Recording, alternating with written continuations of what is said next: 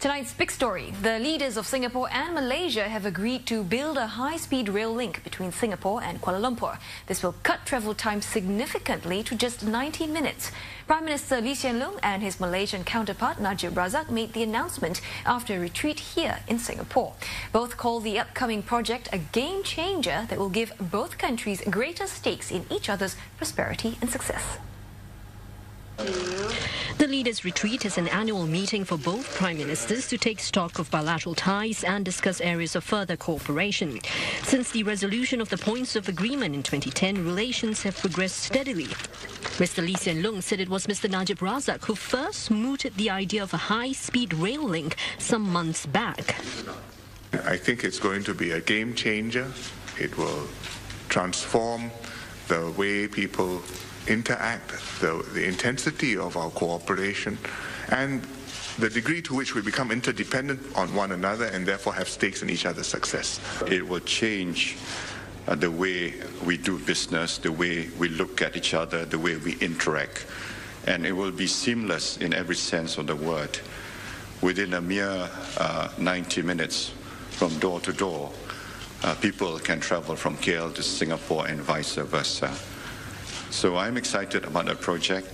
We will certainly do our level best to meet the 2020 deadline.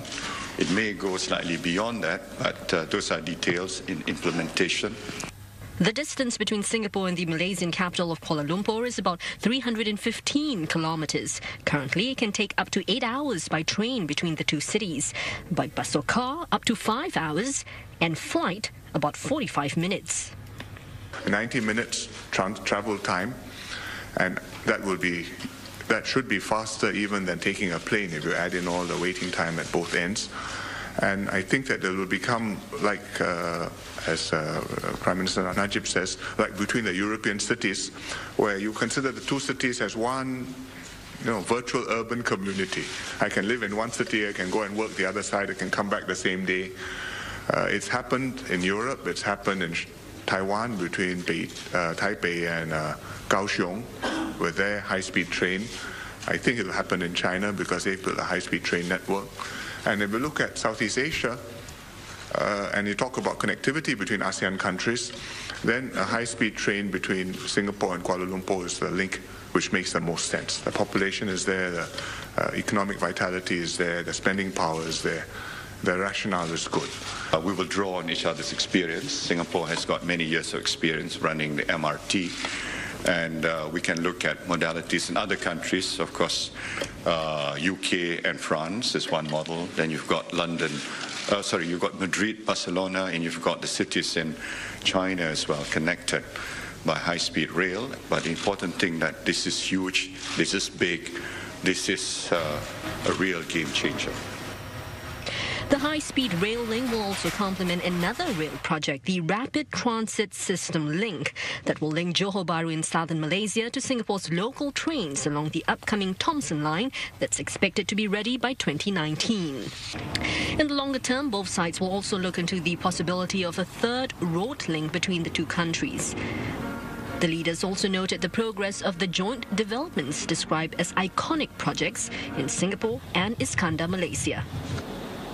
Now, this is the fourth leaders' retreat between Mr. Najib and Mr. Lee. And with the Malaysian general election looming, Mr. Najib said he hopes to see continuity for these long-term projects. Now, the next leaders' retreat is scheduled for 2014 in Malaysia. Malaysians have welcomed the proposed high-speed rail linking Malaysia and Singapore as long overdue. Some observers say the project may boost support for Prime Minister Najib Razak's administration ahead of a crucial general election. Our Prime Minister can do whatever he wants, but to us it's like this is a necessity. It should have been done very much earlier. Does happen, then he will get more support from our rakyat lah. I think it's not a matter of political gain. I think it's a matter of national interest. If this happens, that would be good for Malaysia.